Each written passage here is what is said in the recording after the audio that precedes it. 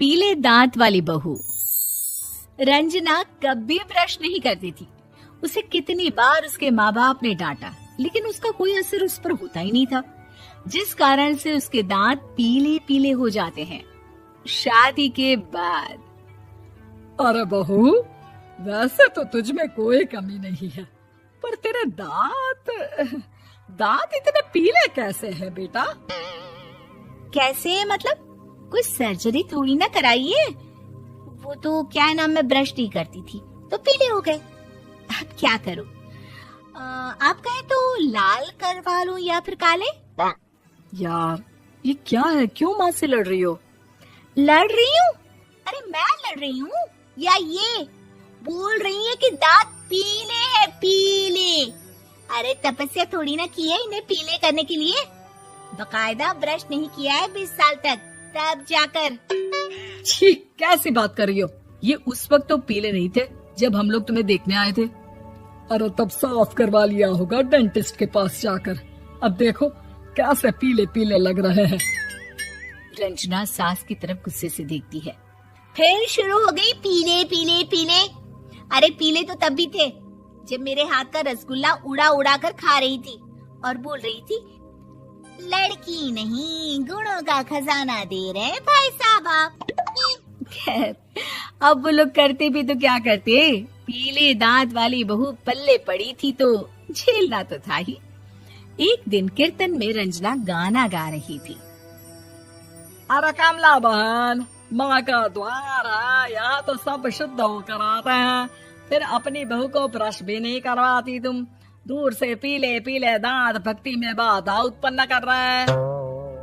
अरे कोई 2 साल की बच्ची थोड़ी ना लेकर आई हूँ मैं बहू बनाकर। अच्छी खासी लड़की है, अरे कैसे करवाऊं ब्रश? ये तो उसे खुद करना चाहिए ना। अब माँ बाप तो इसके जैसे तैसे निपटा दिए, ये नहीं सोचा कि सास कैसे संभालेगी। सास बहू को लेकर घर आ जाती है, लेकिन सोच लेती है कि अब इसे लेकर कहीं नहीं जाएगी। अगले रोज बहू कहती है, अरे क्या हो गया, मंदिर नहीं जाना क्या? कीर्तन का वक्त हो रहा है। मेरी मधुर वाणी से कान्हा जी जागते हैं और सोते हैं। आप तो जानती है ना उनकी भक्ति में कितना मन लगता है मेरा।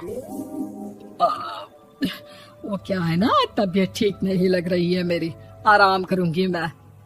तबीयत ठीक नहीं लग रही? अभी तो मिथुन के गाने पर नाच रही थी आप, और अब बोल रही है कि तबीयत ठीक नहीं लग रही। अरे भक्ति में मन लगा लो सासू माँ, ऊपर जाना है, क्या मुंह दिखाओगी आप? हाँ? सास को बहू की बात पर गुस्सा आ जाता है। मैं क्या मुंह दिखाऊंगी, इसकी चिंता तो ना कर, समझी? अपने मुंह की चिंता कर, जो ये पीले पीले दांत लेकर हर जगह पहुंच जाती है। पता है लोग कितना मजाक बनाते हैं। ना जी ना, मैं नहीं जाना कहीं तेरे साथ। तो ये बात है, कोई ना, मत जाओ, मैं अपने कमरे में ही बैठकर भक्ति कर लूंगी। ऊपर वाला दांत थोड़ी ना देखता है, मन देखता है, भावना देखता है। और अरे बस बस, तू सब कुछ दिखा, बस ये सफेद चमकदार दांत ना दिखाना किसी को, है? जा यहाँ से। बहू को सास की बात का कोई फर्क नहीं पड़ता, वो तो जैसी थी वैसी ही रह जाती है। सुबह नहाकर किचन में खाना बनाना, फिर खाना खाना, कीर्तन भजन करना और सो जाना। एक दिन, माँ जी मैं सहेली के घर जा रही हूँ, शाम को लेट आऊंगी। हाँ हाँ तो जाना, मैंने कौन सा तेरी आरती करनी है घर पर बैठकर। रंजना सहेली के घर जाती है, जहाँ वो पार्टी में जाने की तैयारी कर रही होती है। अरे शिखा, कहाँ जाने की तैयारी कर रही है? मैं गलत वक्त पर आ गई क्या? अरे नहीं यार, उल्टा सही वक्त पर आ गया। मैंने ये साड़ी और ज्वेलरी निकाली है यार, शाम को इनके ऑफिस की एक पार्टी में जाना है। बताना कैसा लग रहा है ये सब? नहीं यार, इस ड्रेस के साथ तो वो वाली ज्वेलरी अच्छी लगेगी। हाँ हाँ सही बोल रही है, मैंने ध्यान ही नहीं दिया। वैसे तो हमेशा से मस्त फैशन सेंस रखती है। तो बड़ा जाती होगी ना पति के साथ पार्टी में। रंजना कुछ नहीं बोलती, बस सोचती है कि यार काश ये बात सही हो जाती, पर मैं क्यों नहीं जाती पार्टी में? क्या इन लोगों की कोई पार्टी होती नहीं होगी? रंजना घर आती है और रात में पति से सवाल करती है, एक बात बताइए, आप मुझे किसी पार्टी में क्यों नहीं ले जाते? क्या आपकी यहाँ ऑफिस में पार्टी नहीं होती? पति बेचारा क्या कहता कि दांत पीले हैं तुम्हारे इसलिए। अरे कोई पार्टी होती नहीं हम लोगों के ऑफिस में, तो कहाँ से लेकर जाऊं? और मार्केट, मॉल, कहीं वीकेंड घूमना, कहीं तो। अरे यार सारे हफ्ते में एक छुट्टी मिलती है, तो सोचता हूँ कि आराम ही कर लूं। क्यों? रंजना मन मार के रह जाती है। पहले कभी सास के साथ मंदिर जाया करती थी, लेकिन वो भी सास ने ले जाना बंद कर दिया। घर बैठी बैठी रंजना बोर हो जाती है। तभी उसे आइडिया आता है और वो मायके जाने का सोचती है। सासू माँ, 2 दिनों के लिए मम्मी के घर जा रही हूँ। अच्छा ठीक है, आराम से जा।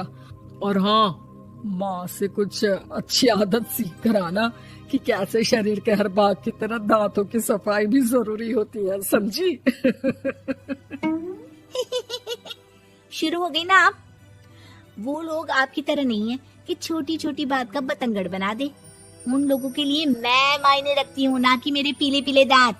रंजना माँ को बिना बताए उन लोगों को सरप्राइज देती है, लेकिन जैसे ही वो दरवाजे पर पहुंचती है, अंदर देखती है कि घर वाले कहीं जा रहे होते हैं। अब माँ, काश रंजना दीदी के दांतों वाली प्रॉब्लम नहीं होती, तो वो भी हम लोगों के साथ चलती ना बुआ जी की बेटी की शादी में। हाँ बेटा, लेकिन अब उसे कौन समझाए कि उसको उसके पीले दांत नहीं दिखते, लेकिन उसके आसपास के लोगों को कितना एम्बैरेसिंग फील कराते हैं। मुझे तो कितनी बार उसके स्कूल की टीचर ने शिकायत की कि उसके साथ कोई लड़की बैठना भी नहीं चाहती, और ना ही कॉलेज में कोई उससे बात करना चाहता था। लेकिन पता नहीं क्यों उसे ये बात समझ में ही नहीं आती। कोई कमी नहीं है उस लड़की में, बस यही कि दांत पीले हैं। वो तो भला हो जीजा जी और उनकी माँ का, जो दीदी को जैसी है वैसे ही रखा हुआ है। रंजना को अपने घर वालों की बात सुनकर बहुत दुख होता है। वो सोचती है कि वो क्या करे, लेकिन फिर वो सीधा डेंटिस्ट के पास जाती है, अपने दांत चमकाती है और कसम खाती है कि वो रोज ब्रश करेगी। अरे क्या हो गया? तुम तो 2 दिनों के लिए गई थी ना। पर कोई ना, अच्छा है, चलो आ गई तो। रंजना सास के सामने आकर खड़ी हो जाती है और पूरी स्माइल करती है, उसके चमकदार दांतों को दिखाती हुई। हैं? चले मंदिर। माँ, मुझे माफ कर दीजिए, मैंने आप लोगों को बहुत एम्बैरेसिंग फील करवाया। मैं आज से रोज ब्रश करूंगी।